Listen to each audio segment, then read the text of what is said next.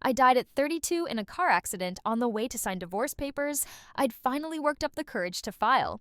I opened my eyes at 24, the morning after my wedding to Marcus Chen, with 8 years of memories burning in my skull like a brand. My face was pressed against the scratchy pillowcase of a Hilton hotel bed. Marcus was already in the shower, and through the bathroom door, I could hear him on the phone with his mother. Yeah, we'll be back tomorrow. No, she didn't suspect anything about the prenup revisions. My lawyer said the version she signed is airtight. If we divorce, she gets nothing from the business appreciation. Even if my company goes public like we're planning, she'll only get what it was worth on our wedding day. Basically, pocket change. I lay perfectly still. In my first life, I'd discovered this conversation accidentally when I found the phone records 2 years into our marriage. By then, it was too late. But now I had a gift. I had lived this life once already. I knew every betrayal, every humiliation, every carefully laid trap that Marcus and his family had set for me. I knew that Marcus married me because his company needed my father's manufacturing connections. I knew he'd drain those connections dry, then discard me. I knew his mother, Patricia, would make my life a living hell while extracting free interior design work from me. I'd built my business redesigning their entire real estate portfolio for exposure. I knew Marcus was already sleeping with his assistant, Kara, and would be for our entire marriage. I knew that in 6 months, Marcus would convince me to invest my inheritance, $200,000 from my grandmother, into a joint investment opportunity. He'd put it into his company, get me to sign documents I didn't read carefully, and I'd never see that money again. When I'd finally filed for divorce at 31, I'd gotten $12,000 from our marriage. $12,000 for 8 years of my life. But most importantly, I knew about the timeshare. Marcus padded out of the bathroom with a towel around his waist. Morning, babe. Sleep well? I stretched and smiled, making my voice soft and adoring, exactly as I'd been in my first life. Like a dream.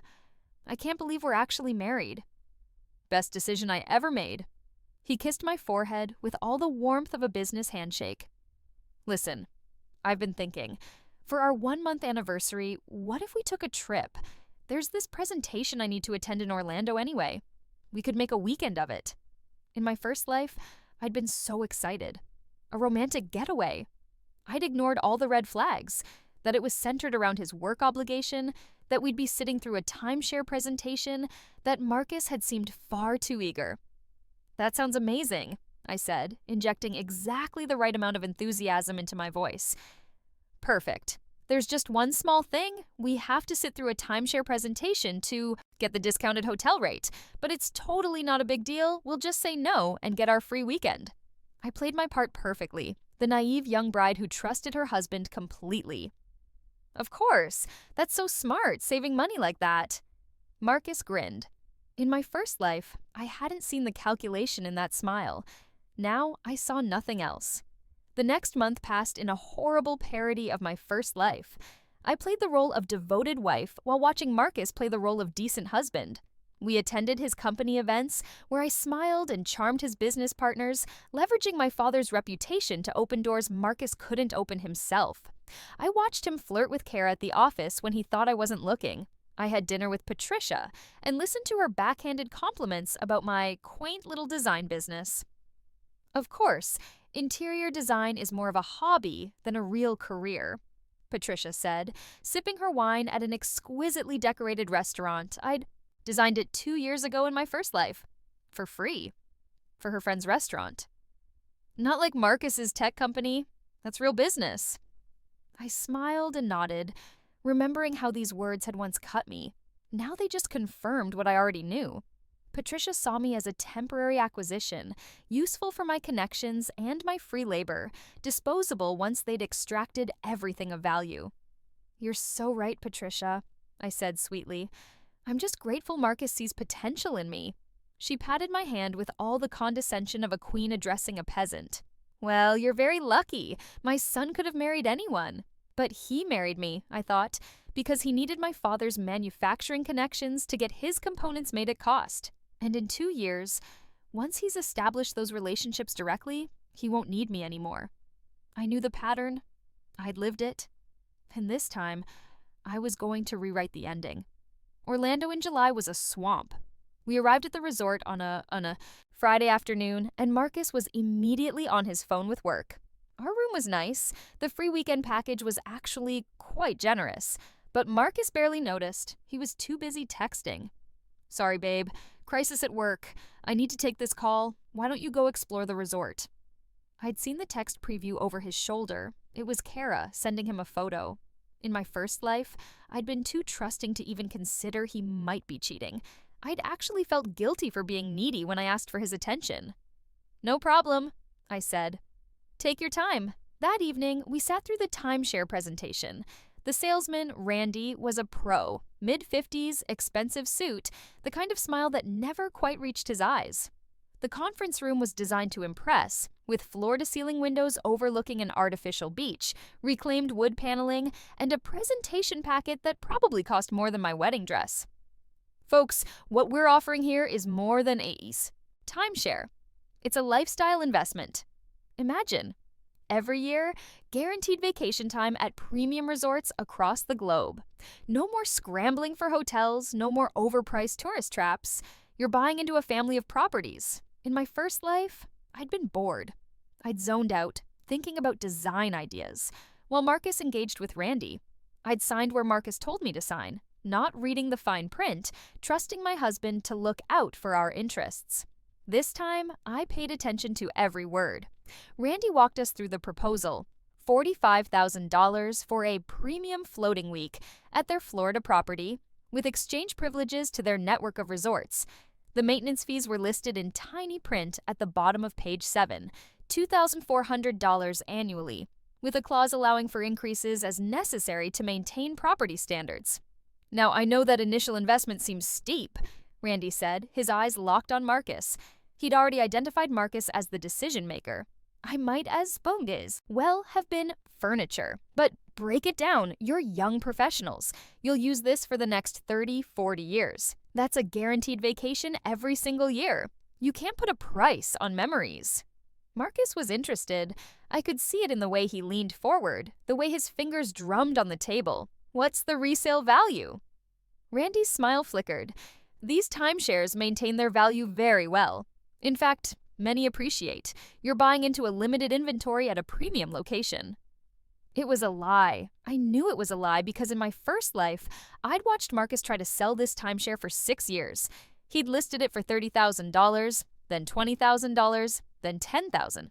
Eventually, he'd tried to give it away and couldn't find a taker.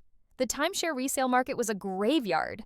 Properties that sold for $45,000 from the resort sold for $1 on the secondary market, if you could find a buyer willing to take on the maintenance fees, because those fees were the real trap. In my first life, they'd started at $2,400 and increased every single year. By the time I died, Marcus was paying $4,800 annually for a vacation week he never used because he was always too busy with work. The fees had special assessment clauses that let the resort charge extra for necessary improvements. They had penalties if you didn't use your week. They had exchange fees, booking fees, transaction fees. It was a financial black hole, and once you owned it, you couldn't escape. You couldn't sell it. You couldn't give it away. The only exit was to stop paying, let it go to collections, and take the credit hit. Even bankruptcy didn't always discharge the obligation. The contract had clauses that made it nearly impossible to shed. I'd watched it drain Marcus's finances for years, but in my first life, we'd bought it together. My name was on the contract too. I'd suffered alongside him. This time would be different. "I don't know," I said, playing my role. "It's a lot of money. Marcus, that's almost everything we have in savings." Marcus shot me an irritated look. "It's an investment, babe. You need to think long term." Randy pounced on my hesitation like a shark on blood. "I completely understand your concern, Mrs. Chen. It's a big decision. But let me ask you this. How much do you spend on vacations each year?" "We don't really take vacations," I admitted. "Marcus works a lot." "Exactly!" Randy gestured like I'd proven his point. "This will force you to take time together. You're investing in your marriage. Can you really put a price on that?" I watched Marcus's face. I could see him calculating. In my first life, he'd wanted this timeshare badly. Not because he wanted to vacation. Marcus hated taking time off. but because it made him feel successful, it was a status symbol. Timeshares were for wealthy people, or at least that's what the marketing suggested. Marcus desperately wanted to be the kind of man who owned property in Florida, who had investment opportunities, who could casually mention our timeshare at business dinners. His ego was writing checks his finances couldn't cash, but he didn't know that yet. In my first life, I'd been the one to eventually manage our finances, to see the statements, to realize we were drowning. Marcus had been content to ignore the mounting fees, to let the bills pile up, to assume everything would work out because it always had. "What do you think?" Marcus asked me, but his tone made it clear he'd already decided. This was my moment. In my first life, I'd pushed back harder, worried about the cost, and Marcus had overridden my concerns but resented my negativity. We'd bought it jointly, and I'd been trapped in the financial consequences alongside him. This time, I needed to play it perfectly. I needed Marcus to want this timeshare so badly that he'd insist on having it himself. I needed to plant the seed that would grow into my freedom. I bit my lip, looking uncertain. "I think it sounds amazing, but Marcus, you should do this on your own." He blinked. "What?" "Well, you're the one who's building a business. You're the one who'll be successful enough to really use this. I'm just doing my little design thing. I don't want to hold you back by being cautious." I let my voice get smaller, more deferential. "If you believe in this investment, you should do it. Put it in your name. Your credit is so much better than mine anyway." It was poison wrapped in flattery, and I watched it work. Marcus's chest puffed up slightly. "Babe, you're being too modest." "No, really. You've always been better with money than me, better with business. I trust your judgment completely." I turned to Randy. "Is it possible to put this just in my husband's name? I don't want my credit or my finances to complicate things for him." Randy's eyes gleamed. He didn't care whose name was on the contract as long as someone signed. "Absolutely. We can structure this however you'd like." Marcus was hooked. I could see it. By suggesting he do this alone, I'd made it irresistible. It proved his superiority, his business acumen, his status as the decision maker in our marriage. It was his investment, his asset, his win. "You're sure?" he asked me. "Completely sure. This is your thing, honey. You deserve it." 20 minutes later, Marcus signed the contract. Just his name, his credit check, his financial obligation. I watched him initial each page with a flourish, watched him shake Randy's hand like they were closing a Fortune 500 deal, watched him hand over a $5,000 deposit on our credit card, his credit card, because he'd always insisted on keeping our finances separate, while still expecting me to contribute equally to household expenses. The monthly payments would be $550 for 72 months. Plus the $2,400 annual maintenance fee, plus the special assessments that would start coming in year 3, plus the exchange fees, the booking fees, the administrative costs. I'd just watched my husband sign up for financial quicksand, and he thought he was making a power move. That night, Marcus was more affectionate than he'd been since our wedding night.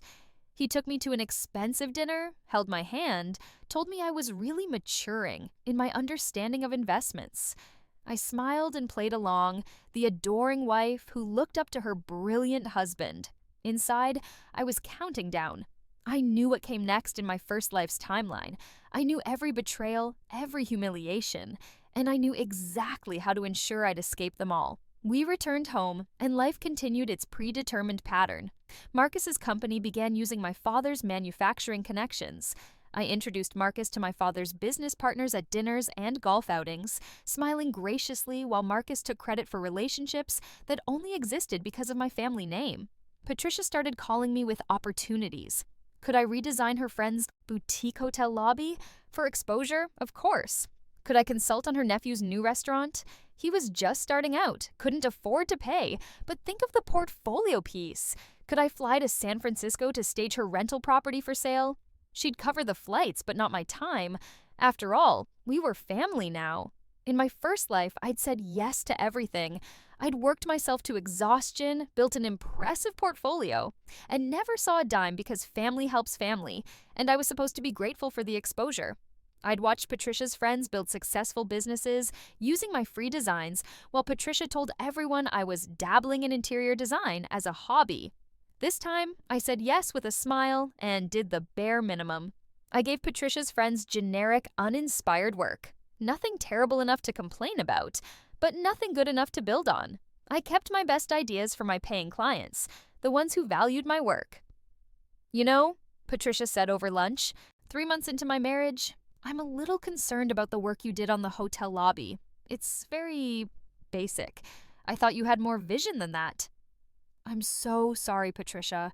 I've been trying to focus on Marcus's needs. Being a supportive wife is my priority.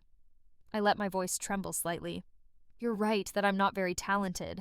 I should probably focus on being a better wife instead of pretending I'm a real designer. Her eyes narrowed. She wanted free labor, but she also wanted to feel superior. I'd given her the superiority, which meant she couldn't push too hard on the labor without looking petty. Well, don't be too hard on yourself, she said grudgingly. You're young. You'll improve. I wouldn't improve for her. I'd never work for her again. But she didn't need to know that yet. 4 months into my marriage, Marcus came home with news. Babe, I need to talk to you about an investment opportunity. Right on schedule. In my first life, this conversation had happened on a Tuesday in January. It was a Tuesday in January again. The universe was following the same script, which meant I could follow my new one. Of course, honey. What is it? You know how my company's growing, right? We're on the verge of something huge, but we need capital for the next phase. Real expansion. I nodded, looking interested and supportive. I was thinking about your grandmother's inheritance, the $200,000. If we invested that in the company now, in 5 years, it could be worth millions. In my first life, I'd hesitated. I'd worried. And Marcus had spent 2 weeks wearing me down, making me feel selfish for not believing in him, for not supporting his dreams, for choosing money over our partnership. Eventually, I'd signed the papers, not fully understanding what I was signing, trusting my husband to protect my interests. The money had disappeared into Chentech Solutions. Marcus had given me a 2% stake in the company, with clauses that rendered it worthless. When we'd divorced, that 2% was valued at $3,000. Even though the company had been acquired for $12 million just months before. The corporate structure Marcus's lawyers had created meant my shares were in a subsidiary that held no real value. I'd gotten $3,000 for my $200,000 inheritance. Marcus had gotten $4.8 million. Marcus, that's my grandmother's money, I said carefully. I know, babe, and I'm going to grow it for you. For us. For our future kids. I don't know. It feels risky. He sighed, and I could see the frustration he was trying to hide. Look, I get that you're nervous. You don't understand business like I do, but I'm asking you to trust me. I'm your husband. We're supposed to be partners. We are partners, which is why I want to keep my inheritance separate, safe. So if anything ever happens, we have a backup. His jaw tightened. If anything happens? Like what? Are you planning to divorce me? Of course not. I just meant, it sounds like you don't believe in me. It sounds like you're keeping one foot out the door. I let tears well up in my eyes. That's not fair. I do believe in you. Then prove it. This was the trap. In my first life, I'd fallen for it. This time, I was ready. Okay, I said softly. I'll think about it. For the next week, Marcus applied pressure. He was cold when I came home. He worked late more often. I knew he was with Kara, having watched their affair unfold before. He made comments about other wives who supported their husbands' visions. He had his mother call me to explain how important it was to invest in family. I played the role of the wife who was slowly breaking. I looked sad. I tried to appease him. I cooked his favorite meals and asked anxiously if he was upset with me. Finally, after 8 days of the silent treatment, I broke. Okay, I said, sitting down on the couch next to him. I'll invest the money. You're right. I should believe in you. Marcus's face transformed. Really? Babe, that's amazing. You won't regret this. But I have one condition. His smile flickered. What? I want to keep the money in my name, in my investment account. I'll invest it in the company, but the shares should be in my individual account, not joint. That way, if anything ever happens to me, the inheritance stays in my family line. I could see him calculating. The important thing to Marcus was getting the money. The details of whose account held the shares were secondary, especially since he'd already had his lawyers draft the investment documents that would make my shares worthless. "Sure," he said. "That makes sense. We can structure it however you want. And one more thing. The timeshare, I know you put that in your name, and I think that was smart. But I've been thinking, if we're going to have separate investments, maybe we should keep everything separate. That way we each have our own assets to manage." Marcus liked this idea even more than I'd expected. "You're absolutely right. It's cleaner from a tax perspective, too. You manage your investments, I'll manage mine. Perfect. So the timeshare stays completely yours. Your name, your financial responsibility, and my inheritance investment stays completely mine. Deal." We shook on it, and I saw the satisfaction in his eyes. He thought he'd won.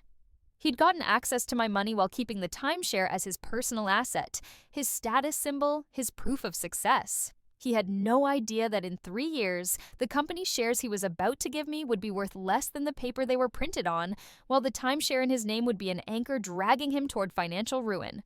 2 days later, I sat in Marcus's lawyer's office and signed the investment documents. I read every word this time. I saw the poison pills, the corporate structures that would render my shares worthless, the clauses that would let Marcus dilute my ownership to nothing. I signed anyway. Because in this life, I wasn't planning to be around for the divorce. I was planning something better. The lawyers transferred $200,000 from my inheritance account to Chen Tech Solutions.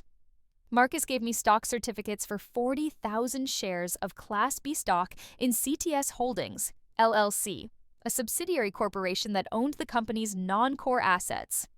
It looked impressive. It was worthless. But it was in my name. And more importantly, it wasn't tied to Marcus. That night, Marcus took me to dinner to celebrate. He ordered champagne, held my hand across the table, told me how proud he was of me for being brave enough to invest in our future. I smiled and played the happy wife. Inside, I was making calculations. I had approximately 6 months before Marcus's company would start experiencing the growth that would attract acquisition interest. I had 18 months before the timeshare maintenance fees would start increasing beyond the initial quoted amount. I had 3 years before the special assessments would begin. I just had to make it out before the trap closed. The next phase of my plan required patience. I needed to establish myself professionally in a way I'd failed to do in my first life. In my original timeline, I'd been so focused on being a supportive wife, on helping Marcus succeed, on doing free work for his family, that I'd neglected my own career. My design business had struggled because I'd given away my best work for exposure and family favors. This time, I was ruthlessly strategic. I started taking only paying clients. When Patricia called with another opportunity for free work, I was apologetic but firm. "I'm so sorry, but Marcus and I discussed it, and he thinks I should focus on building the business properly. He wants me to charge professional rates." I used Marcus's name like a shield. Patricia couldn't argue without undermining her own son's authority. She made a few more attempts, but I held firm, always framing it as Marcus's decision, Marcus's business wisdom, Marcus's desire for me to succeed professionally. Meanwhile, I poured myself into work. I knew which clients would be valuable, which projects would lead to bigger opportunities. In my first life, I'd stumbled through these early years, making mistakes, learning slowly. Now, I had the benefit of hindsight. I knew that the Williams family would renovate their entire estate in 3 years and would hire me if I made the right impression now. I knew that the boutique hotel chain Lux Metropolitan would start expanding and would need a signature designer. I knew that sustainable design would become the hot trend and that being an early adopter would pay dividends. I designed smart, worked hard, and charged what I was worth. My business grew. Not explosively. I was still only 24, still building credibility, but steadily, surely. I was laying groundwork. Marcus barely noticed. He was consumed with his company, with his affair with Kara, with playing the successful entrepreneur. He liked that I was busy. It meant I asked fewer questions about his late nights, his weekend work trips, his emotional distance. Patricia noticed, though. 6 months into my marriage, she invited me to lunch with a gleam in her eye that I recognized from my first life. She wanted something. "You're doing so well with your little business," she said in a tone that made little sound like an insult. "I'm impressed. You're actually charging people. Marcus thought it was important." "Yes, well, Marcus is very wise." She sipped her wine. "I was wondering if you might do me a favor. My friend Claire is opening a restaurant in Manhattan. Very high profile. She needs a designer and I recommended you." In my first life, this had been my big break. Claire's restaurant, Vermilion, had become one of the hottest spots in the city. I'd designed it for free, a favor to Patricia, and while it had gotten me exposure, I'd never been properly credited. Patricia had made sure of that. She'd wanted to be able to take credit for her protege's work without acknowledging that the protege had done it for nothing. "That's so kind of you to think of me," I said. "I'd love to submit a proposal. What's her budget?" Patricia blinked. "Well, I thought since she's a friend, and this could be a wonderful portfolio piece." "Of course it would be. That's why I'm happy to offer her a 10% family discount. My typical design fee for a project that size would be around $75,000, but for a friend of yours, I could do $1,500. I watched Patricia's face cycle through surprise, indignation, and calculation. In my first life, I'd done Vermilion for free and spent 3 months of my life on it. This time, I was putting a price on my time, and it was non-negotiable. "That seems quite steep for someone so early in her career," Patricia said coldly. "You're absolutely right. That's why the 10% discount. But I understand if Claire would prefer someone more established. I'm happy to refer her to some senior designers whose rates start around $150,000 for comparable work." It was a bluff based on knowledge. I knew Claire had already reached out to 2 other designers and gotten quotes in that range. I knew she was hoping for a bargain, but I also knew she was desperate. Vermilion was opening in 4 months, and she was behind schedule. Patricia's lips thinned. "I'll discuss it with Claire." 3 days later, Claire called me directly. We negotiated to $70,000, paid in installments, with a prominent credit and the ability to use the project in my portfolio. I designed Vermilion remotely this time, efficiently, giving Claire a beautiful space without sacrificing 3 months of my life to in-person handholding. When it opened, Vermilion was featured in Architectural Digest, New York Magazine, and Eater. My name was in every article. My website traffic tripled. My phone started ringing. Patricia was furious, though she couldn't say so directly. I'd done exactly what she'd asked, just not for free. I'd made her friend happy, created a successful project, and built my own reputation. There was nothing to criticize without looking petty. "Claire says you were very professional," Patricia said over our next monthly lunch, her tone suggesting this was somehow an accusation. I tried my best. I know how important her friendship is to you. "Yes, well, I suppose you're building quite a business for yourself. I'm trying to make Marcus proud." It was the magic phrase. Patricia couldn't argue with anything I did in service of making her son proud, even if what I was actually doing was building an exit strategy. 1 year into my marriage, Marcus came home with big news. "Babe, we did it. Chentech Solutions just signed a major contract with Streamline Manufacturing." Streamline Manufacturing was one of my father's partners. Marcus had spent the past year cultivating the relationship I'd introduced him to, slowly cutting me out of the picture, positioning himself as the valuable connection. I'd watched it happen in my first life. This time, I'd expected it. "That's amazing, honey. I'm so proud of you. This is going to change everything. We're projecting 300% revenue growth in the next 18 months. We might even go public." Wow. I let my eyes widen with appropriate wonder.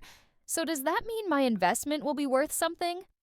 Marcus hesitated for just a fraction of a second. "Absolutely. We're all going to do very well." It was a lie. My Class B shares in the subsidiary would remain worthless. But Marcus would do very well. His Class A shares in the parent company would make him a millionaire when the acquisition happened.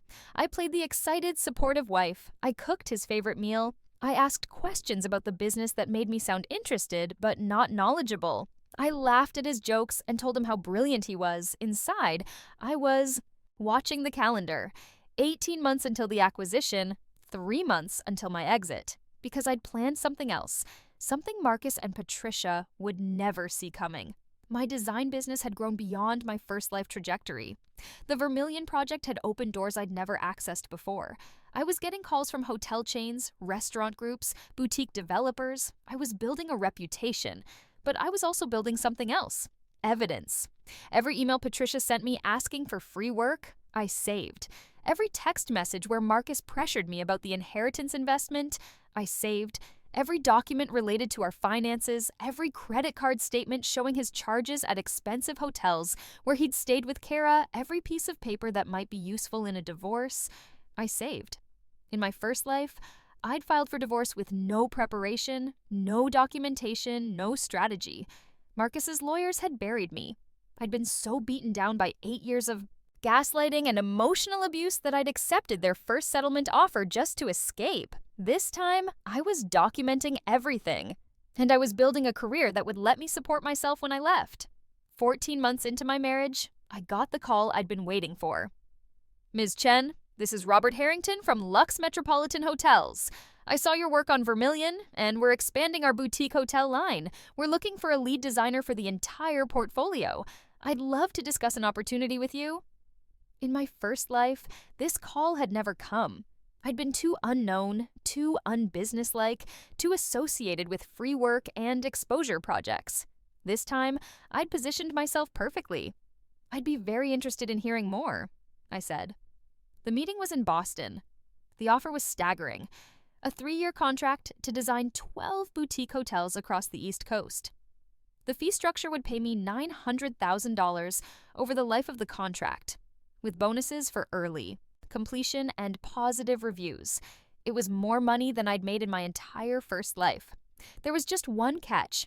They needed someone who could start immediately and work full-time. They needed someone based in Boston or willing to travel extensively. They needed someone without significant geographic ties. I'm married, I said carefully. My husband's business is in New York. Robert nodded. We've hired married designers before. Many do the work remotely, travel when needed. Is that something your husband would support? In my first life, I would have said no immediately. I would have assumed Marcus needed me in New York. I would have put his career ahead of mine without question. This time, I paused. Can I think about it? Of course. We're hoping to have someone in place within a month. So if you could let us know within 2 weeks. I drove home from Boston with my mind racing. This was it. This was my exit. A legitimate career opportunity that would take me away from New York, away from Marcus, away from Patricia and the whole suffocating structure of my first life. I just needed to play it right. That evening, I made Marcus his favorite dinner. I poured wine. I waited until he was relaxed and pleased, fed and comfortable. Honey, I need to talk to you about something. He looked up from his phone. What's up? I got offered a job, a big one, designing a whole portfolio of boutique hotels for Lux Metropolitan. That's great, babe. Congrats. The thing is, it's based in Boston, or it requires a lot of travel, and it's full-time for 3 years. Now I had his attention. Boston? I know it's far, and I know your business is here. I was going to turn it down, but I wanted to tell you about it first. I watched the calculation happen in his eyes. In my first life, Marcus would have told me to turn it down without hesitation. He'd needed me in New York, needed my connections, my free labor for his family, my presence as the devoted wife who made him look good. But this Marcus had already extracted most of my family connections. Streamline Manufacturing was signed. My father's partners all knew Marcus directly now. And Marcus was deep in his affair with Kara. He spent more time with her than with me. Having me out of town would actually make that easier. Plus, there was his ego to consider.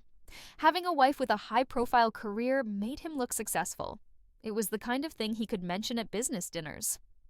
My wife is designing hotels for Lux Metropolitan. It sounded impressive. How much does it pay? He asked. $900,000. Over 3 years? His eyebrows rose. Seriously? Plus bonuses. It's a really prestigious contract. I could see him thinking. His company was doing well, but he wasn't pulling in that kind of money yet. Having a wife with a 6-figure contract would actually boost his status. And if I was in Boston, I couldn't ask questions about his late nights, couldn't notice the signs of his affair, couldn't be a burden on his time. I think you should take it, he said. I let my eyes widen with surprise. Really? But we'd hardly see each other.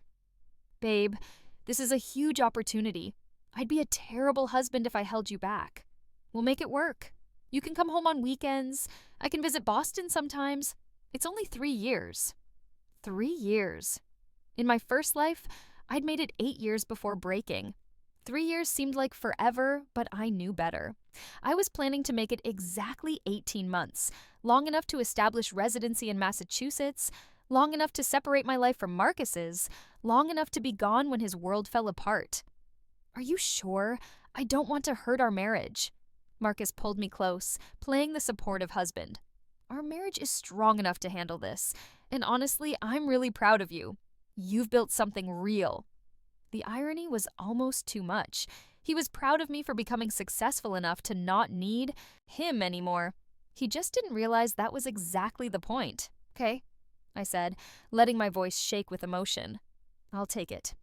2 weeks later, I signed the contract with Lux Metropolitan. 1 month after that, I moved to Boston. The apartment I rented was small, but mine, a 1-bedroom in the South End with good light and space for a home office. I didn't bring much from New York. Most of our furniture was Marcus's anyway. Chosen by his mother, paid for with his money. I took my clothes, my design materials, my laptop, and my carefully organized file of documentation showing every way Marcus and his family had used and betrayed me. Marcus helped me move with the enthusiasm of someone performing for an audience. He carried boxes, took photos for social media, posted about how proud he was of his wife's career. His followers ate it up. Marcus Chen, supportive husband, feminist ally, champion of women in business. If they'd seen his text messages to Kara, they'd have had a different opinion. You all set, babe? He asked after the last box was inside. I think so. Thank you for supporting this. Of course, we're a team. He kissed me and I felt nothing. I'll see you this weekend. Actually, I have to work this weekend. The first hotel project is on a tight deadline, maybe in 2 weeks. Sure, no problem. Just let me know when you're free. He left, and I watched his car disappear down the street. Then I closed the door, locked it, and let out a breath I felt like I'd been holding for 18 months. I was free. Not completely. Not yet. But I'd taken the first step. I'd separated myself geographically, financially, professionally from Marcus Chen. Now I just had to wait for the walls to close in on him. The work for Lux Metropolitan was demanding, but fulfilling in a way my first life career had never been. I was creating something real, using my skills, getting paid what I was worth. My contact at Lux, Robert Harrington, was professional and appreciative. He treated me like a valued expert, not like a woman doing a little hobby. I threw myself into the hotel designs. Each property needed a distinct identity while maintaining brand cohesion. I worked long hours, but they were hours spent building my future, not subsidizing someone else's. Marcus and I settled into a routine of phone calls every few days and visits once or twice a month. When I went to New York, I stayed in our apartment, technically my apartment too, though Marcus had bought it before our marriage and my name wasn't on the deed. When Marcus came to Boston, he stayed for a day at most, usually claiming work emergencies that called him back. I knew he was with Kara. I'd known about Kara since my first life, and this time, I'd watched the affair unfold exactly as before. But I didn't confront him. I played the trusting wife, the woman too busy with her own career to notice her husband's betrayal. Patricia called occasionally, her voice tight with disapproval that I was so far away and not properly supporting Marcus. I let her complaints slide off me. I was in Boston. She couldn't demand free labor when I was 6 hours away. And slowly, carefully, I started building my legal case. Massachusetts had different divorce laws than New York. That was one reason I'd chosen Boston. In Massachusetts, I could file for divorce without proving fault, but if I wanted a more favorable settlement, I could file for fault-based divorce on grounds of adultery or cruel treatment. I documented everything. I took screenshots of Marcus's credit card charges at hotels where he'd stayed with Kara. I saved emails where he'd been cruel or dismissive. I noted dates and times when he'd claimed to be at work events, but was actually on vacation with his mistress. I also documented my financial contributions to the marriage. the inheritance investment, the connections I'd provided that had built his business, the fair market value of the design work I'd done for his family. In my first life, I'd gone into divorce court with nothing but anger and hurt. This time, I'd have ammunition. But I had to time it right. I needed to wait until after Chentech Solutions was acquired, because while my shares in the subsidiary were worthless, they still technically existed. And if I filed for divorce before the acquisition, Marcus's lawyers might find a way to argue that I should get nothing from the acquisition proceeds because I already had my share of the company.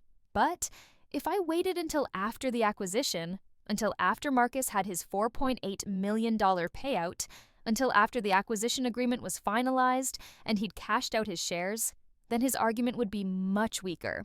The acquisition money would be a marital asset earned during our marriage, and I'd be entitled to a portion. More importantly, I'd be filing in Massachusetts, where I'd established residency. Massachusetts had more equitable divorce laws than New York, and judges there looked more favorably on claims of financial manipulation and adultery. I just had to wait. And while I waited, I watched the timeshare fees start to climb. In month 18 of our marriage, Marcus's first annual maintenance fee came due. I was in Boston when he called, frustrated. "Babe, did you see this bill from the timeshare? It's $2,400. "Oh, honey, I thought you knew it would be that much. That was in the original contract." "Yeah, but I thought we'd actually use it. We haven't taken a single vacation there." "Well, you're so busy with the company, and I'm busy with the hotels. Maybe next year?" He grumbled, but paid it. $2,400 was annoying, but not yet ruinous. He didn't know about the escalation clause. He didn't know that next year it would be $2,650, and the year after that it would be $2,900. He didn't know about the special assessments that would start coming in year 3. The timeshare was a slow-acting poison, and Marcus had no idea he'd been infected. Month 24 of my marriage was when Chentech Solutions got serious acquisition interest. Marcus called me, ecstatic. "Babe, we've got 3 companies looking at us. This is really happening." "That's amazing. I'm so proud of you.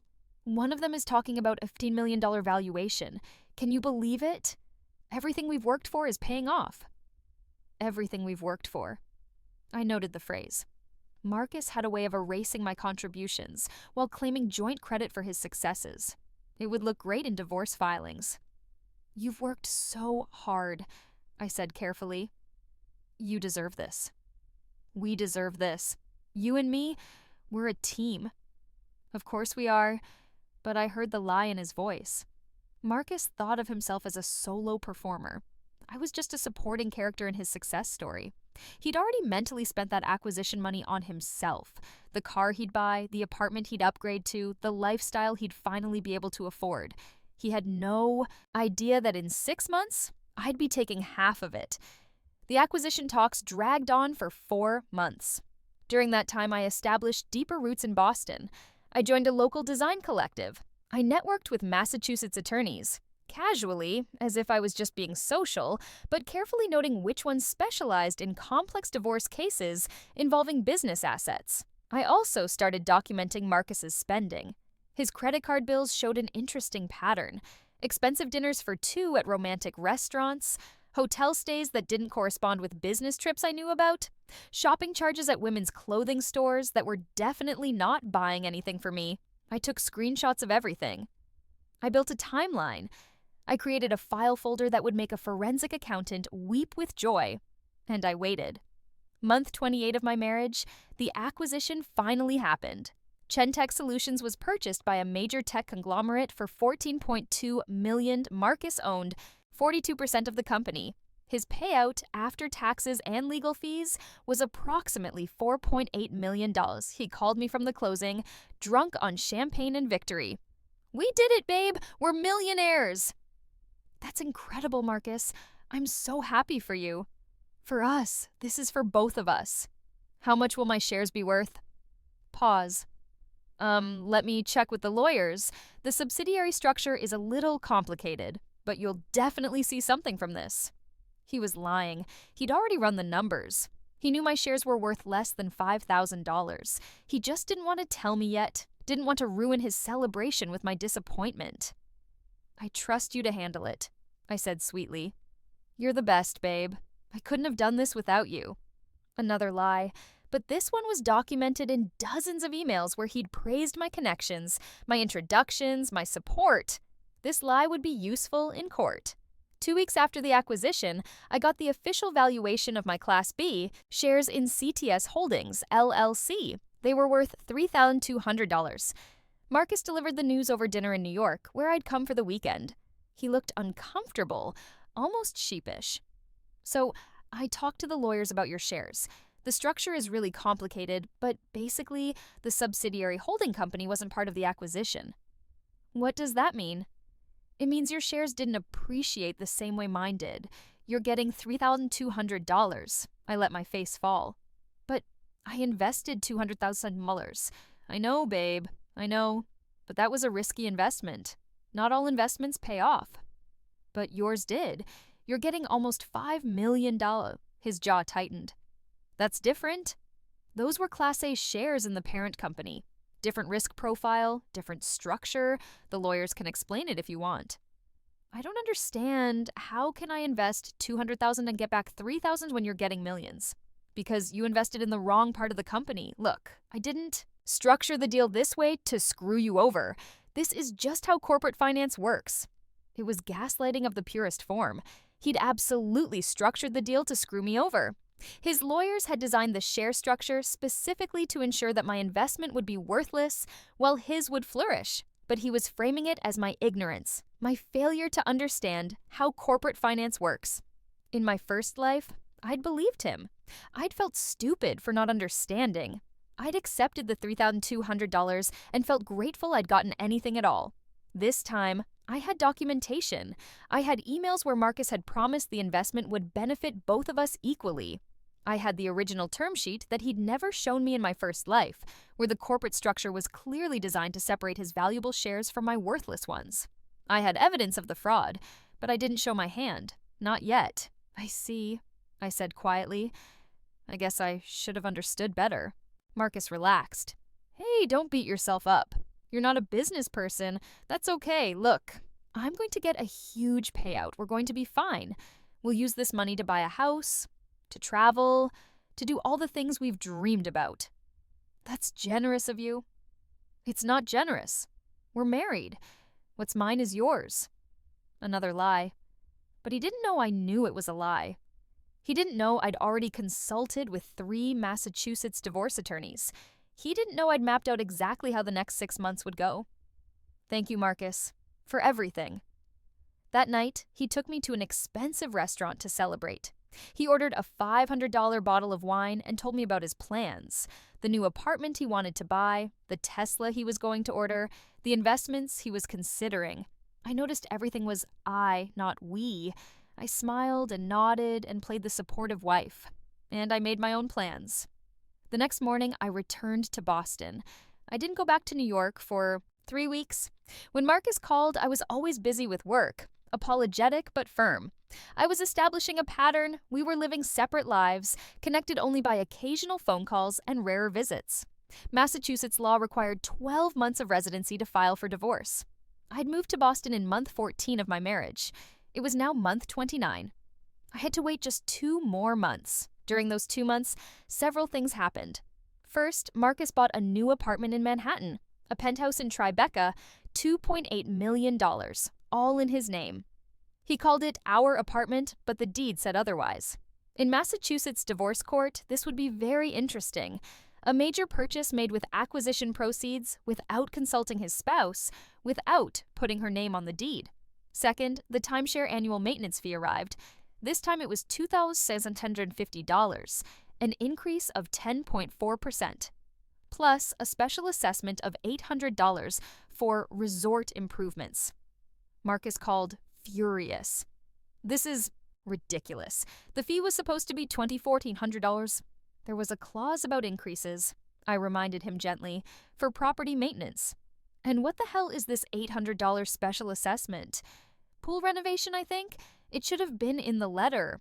This is a scam. I'm going to sell this thing. That's probably a good idea, honey. I didn't tell him that the timeshare resale market was a graveyard. I didn't tell him that he'd listed it for $30,000 in my first life and couldn't find a buyer. I didn't tell him that the contract had clauses making it nearly impossible to transfer ownership without the resort's permission, and the resort would never give permission because they made their money on the annual fees. Marcus tried to sell the timeshare. He listed it for $40,000. He'd paid $40,000, so surely he could recoup most of his investment. He got 0 offers. He dropped the price to $30,000. Still nothing. He dropped it to $20,000. One inquiry from someone who wanted to know if Marcus would pay them to take over the fees. Marcus was beginning to understand that he'd been scammed, but it was too late. The contract was ironclad. He could either keep paying the fees, or he could default, let it go to collections, and destroy his credit score right when he was trying to qualify for mortgages on his new real estate investments. He kept paying.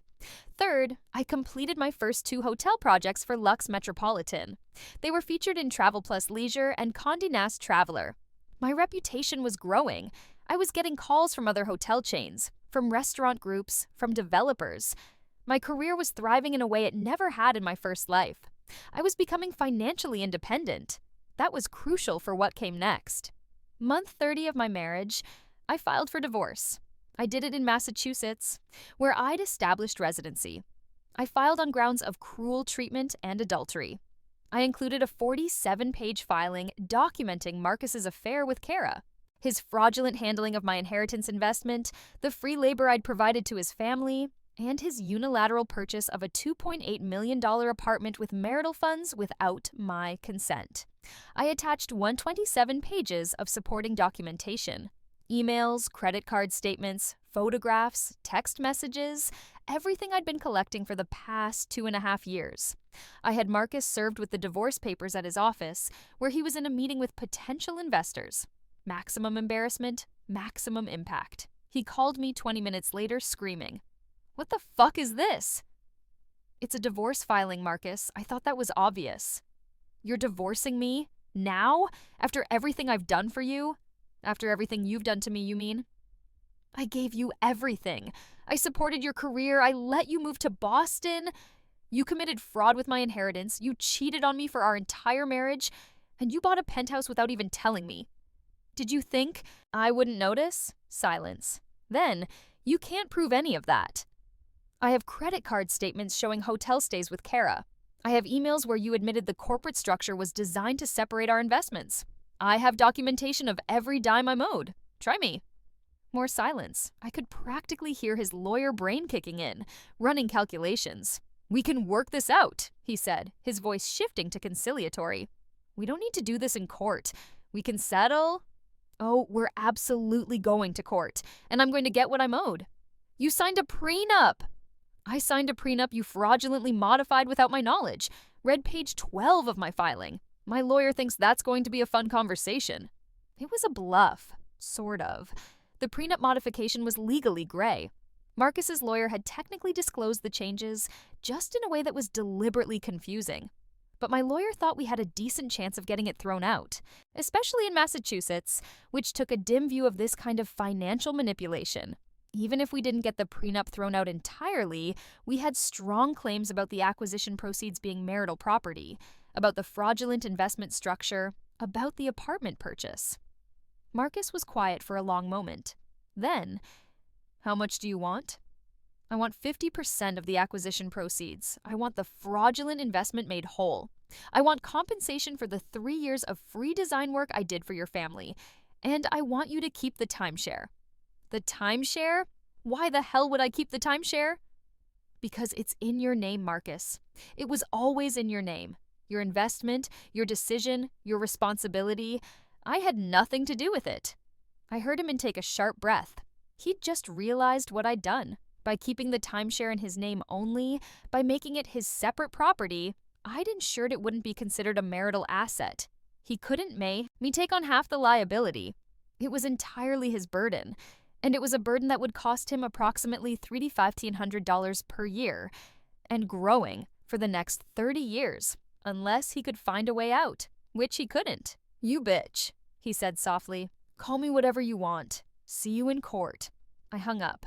The divorce took 8 months to finalize. Marcus fought me on everything. He hired an expensive lawyer who tried to argue that my career success was due to his support, that the acquisition proceeds were his separate property because they came from his company, that I'd understood the investment structure perfectly well and made a calculated decision. My lawyer destroyed every argument. We had emails where Marcus had pressured me into the investment. We had the original term sheet showing the fraudulent structure. We had documentation of my family connections that had built his business, connections he'd never acknowledged or compensated me for. We had credit card statements proving the affair, hotel stays that clearly showed a pattern of deception. The Massachusetts judge was not impressed with Marcus Chen. During discovery, some beautiful facts came to light. Marcus had spent $47,000 of acquisition proceeds on jewelry for Kara. He'd bought her a car, he'd rented her an apartment, all while we were still married, all with what was legally marital property. My lawyer added those to the pile of evidence. Patricia tried to intervene. She called me, her voice icy. "You're destroying my son's life over money. I thought you were better than this." "Your son committed fraud, Patricia. He cheated on me. He used me and my family for his business, then discarded me when I was no longer useful. I'm not destroying his life. I'm getting what I'm owed." "After everything we did for you?" "You mean after everything I did for you. I designed 6 properties for you and your friends for free. The fair market value of that work was $340,000. It's itemized in my filing. Would you like to write me a check, or should I add you to the lawsuit?" She hung up. The settlement came down in month 38 of my marriage, or 8 months after I filed. The judge ruled largely in my favor.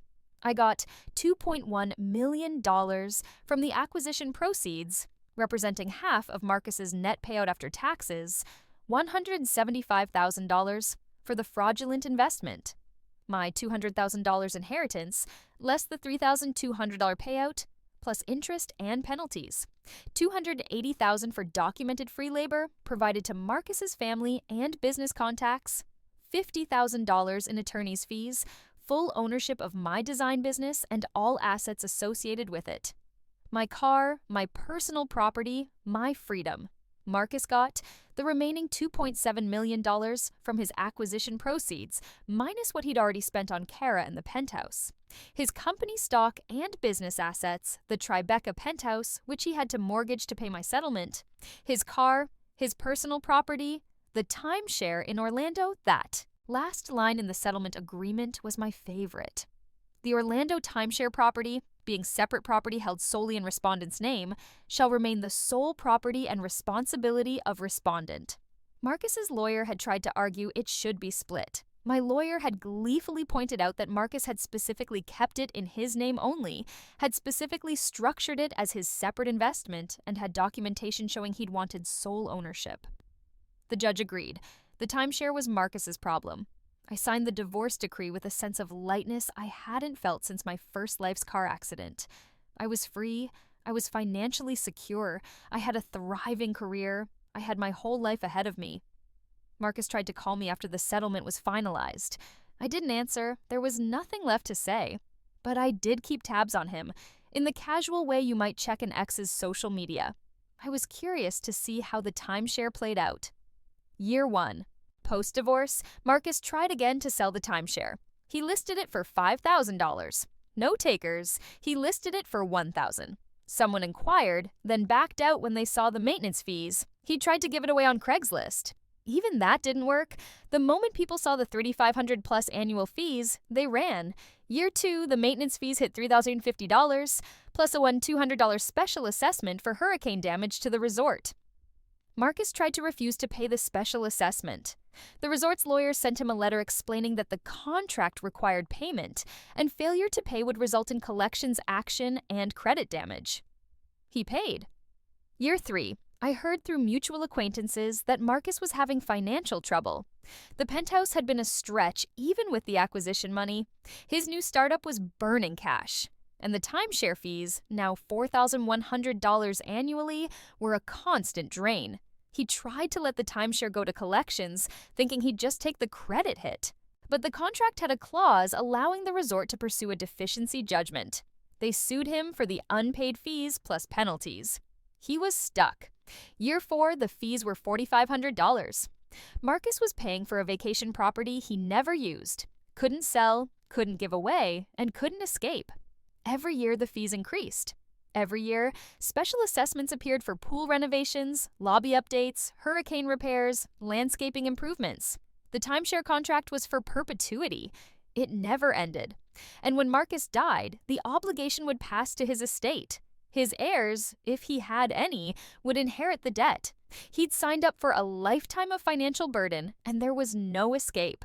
Meanwhile, my life flourished. The Lux Metropolitan contract led to other opportunities.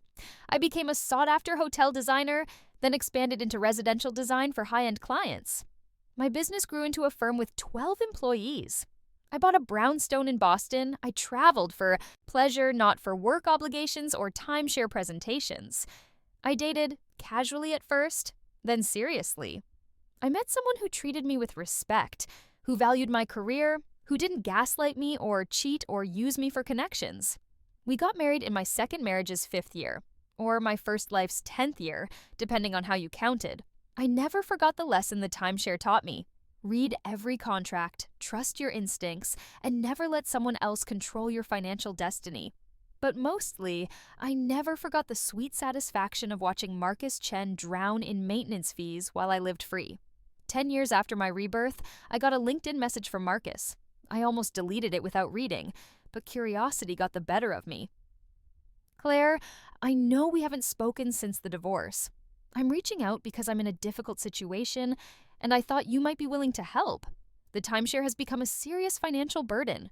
The fees are over $6,000 a year now, and I can't sell it. I know you encouraged me to get it back then, and I thought maybe you'd be willing to take on half the obligation. We were married when I bought it, and even though the divorce decree said it was mine, I think it's only fair that we share this burden. I'm not asking for money, just for you to take over half the ownership and fees. Please consider it. I'm really struggling here. I read it twice, marveling at the audacity. He was rewriting history, claiming I'd encouraged him to buy the timeshare. He was ignoring the divorce decree that explicitly made it his sole responsibility. He was trying to manipulate me one more time, appealing to my sense of fairness and guilt. In my first life, it might have worked. I might have felt sorry for him. I might have wondered if I owed him something. This time, I knew better. I didn't respond. I simply blocked his profile and deleted the message. The timeshare was his burden to bear. The maintenance fees were his cross to carry. And after everything he'd put me through, the fraud, the cheating, the gaslighting, the 8 years of my first life spent serving his ambitions, I didn't feel even a flicker of guilt. I had died at 32 and been given a second chance. I'd used that chance to escape, to build a real life, to protect myself from the people who'd used me. And I'd used it to give Marcus exactly what he deserved, a lifetime of increasing maintenance fees on a worthless timeshare that he could never, ever escape. Sometimes revenge isn't explosive. Sometimes it's not dramatic. Sometimes revenge is just letting someone keep exactly what they thought they wanted and watching as they slowly realize it's destroying them. I closed my laptop, poured myself a glass of wine, and toasted my past self. The woman who died in a car accident with divorce papers in her bag, who never got to see justice. This time, I'd lived, and I'd won. The timeshare would outlive us both, an eternal monument to Marcus's greed and my perfect revenge. And every year, like clockwork, the maintenance fees would come due.